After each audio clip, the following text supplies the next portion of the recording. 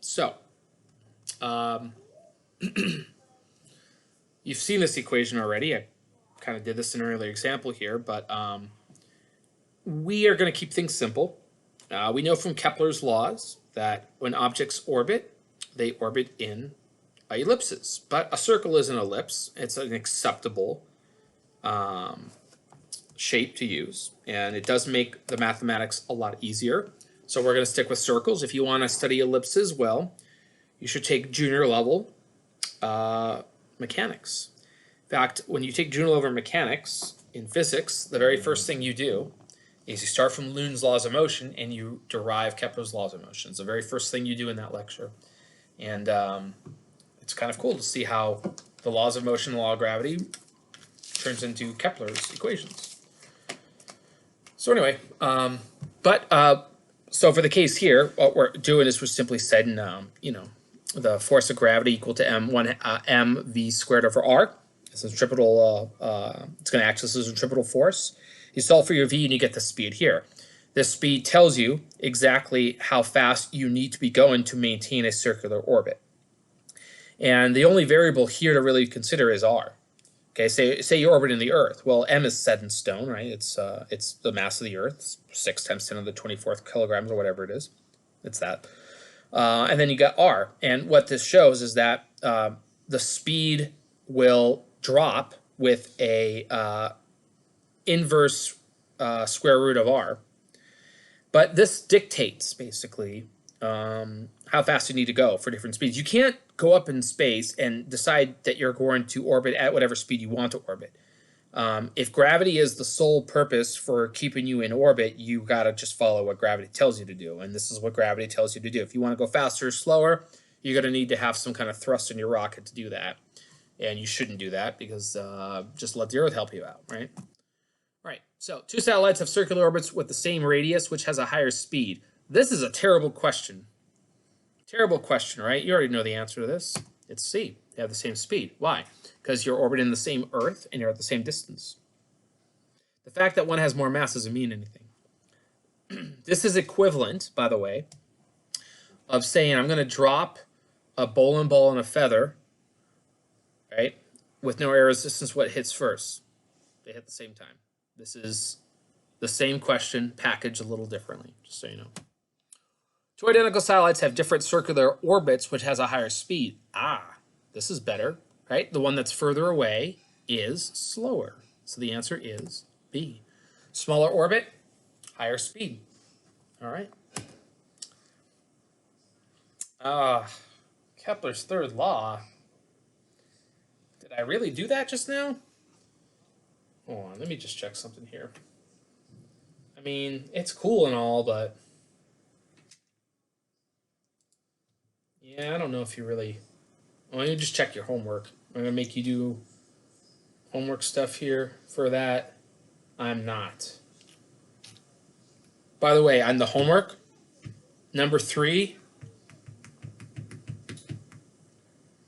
you're gonna like number 3. In fact, make sure you do number 3 and you do it right.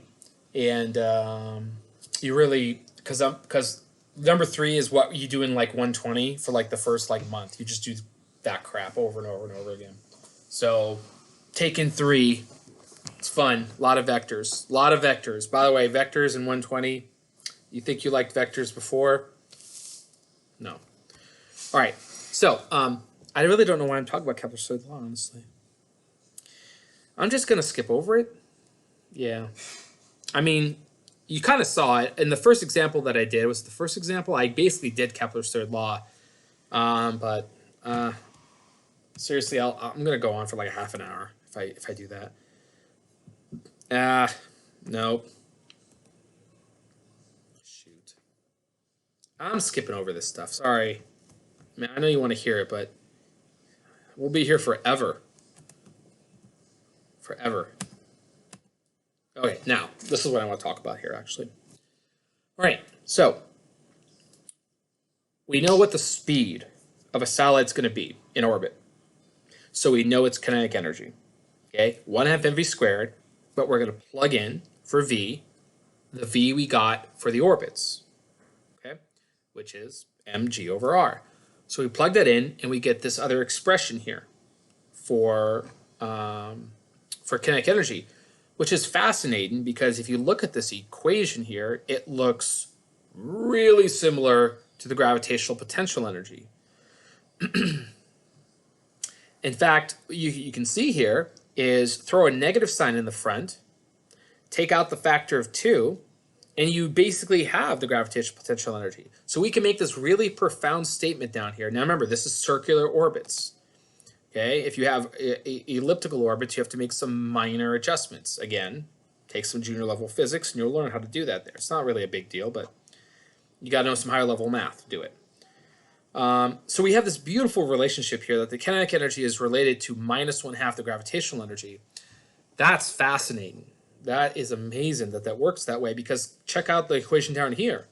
The total mechanical energy of an object that's in orbit is the sum, of course, of its kinetic and potential energies. But we know what the kinetic is. If I go ahead and substitute in this equation,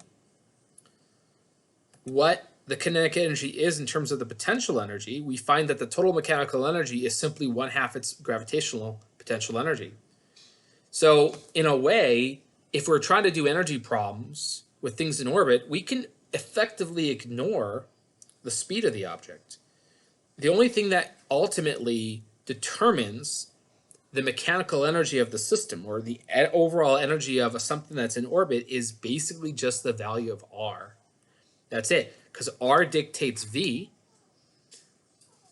and that takes care of kinetic.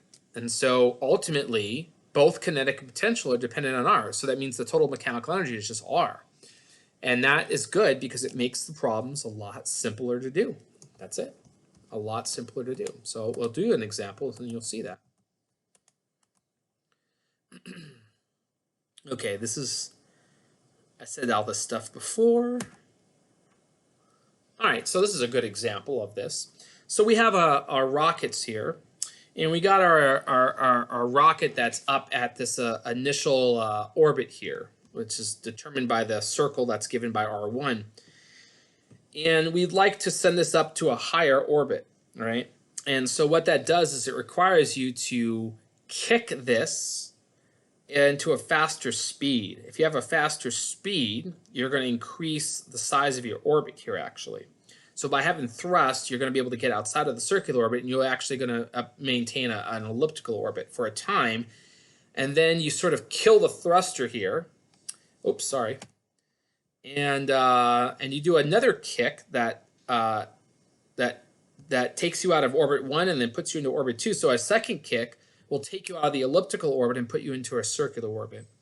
And this is effectively how orbital levels work for rockets and things like that. If you're trying to move things up to higher orbits, what you do is you provide a little bit of thrust to increase the kinetic energy, because that means you're increasing the potential energy, which you need to do in order to do this.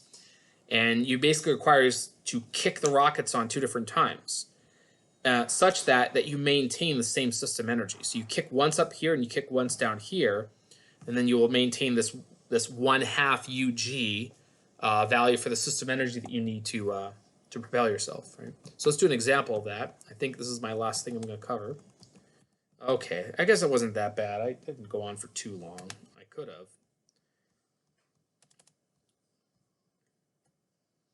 All right, so great problem here. The space shuttle is in a 250-kilometer high circular orbit. We want it to head up to a higher orbit that's 610 kilometers up to get in contact with the Hubble Space Station. This is what happened actually in 1990. We launched Hubble up, and then we found out after we launched it, somebody screwed up the calculations on the mirrors, and they didn't work at all. Like, they opened up the telescope, and then everything was blurry. And then they went through and looked at it, and they're like, "Doe, we messed up the mirrors." And so they couldn't use Hubble for like 6 months. They had to shoot up a space shuttle, a special space shuttle, just to fix the Hubble telescope. But what they had to do, they had to go up to the normal orbits, and then they had to kick themselves up higher to reach what Hubble was, and they had to get out and fix it and then come back down. So that wasn't great. That was kind of embarrassing. But anyway, Hubble turned out to be amazing, as you've probably seen all the pictures in. So we want to know how much energy is required to boost it to the next orbit. So what that means is you're going to have to characterize what the energy is going to be at 250 and at 610. And you'll need to subtract them. Okay? Because obviously when you're up at 610, you're going to have more gravitational energy. So you need to figure out how much you'd actually need to impart in terms of your thrust. How much energy are you going to have to do? Because your thrust is basically work, right? You're doing work on your spacecraft to increase its energy so that it can get up to the higher orbit here. And so we're taking a difference between final and initial. The final is when we're up at 610. The initial, obviously, is when we're down at 250.